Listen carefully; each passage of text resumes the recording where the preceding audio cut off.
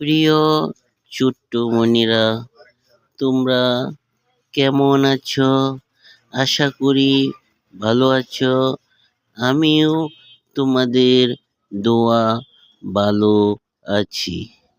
আজকে যে বিষয়টি আমরা শিখব অতি সহজেই 7টি রঙের নাম খুব সহজেই আমরা শিখতে ও লিখতে পারবো।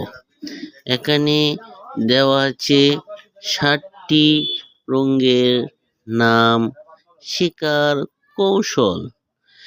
7টি রঙের নাম শেখার কৌশল, যে কৌশলগুলো আমরা ব্যবহার করব। এখানে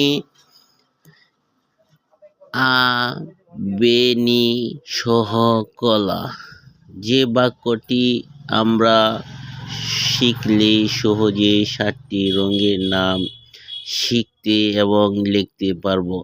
বাক্যটি মুখস্থ করতে হবে।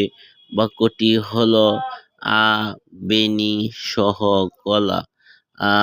বেনি সহ কলা।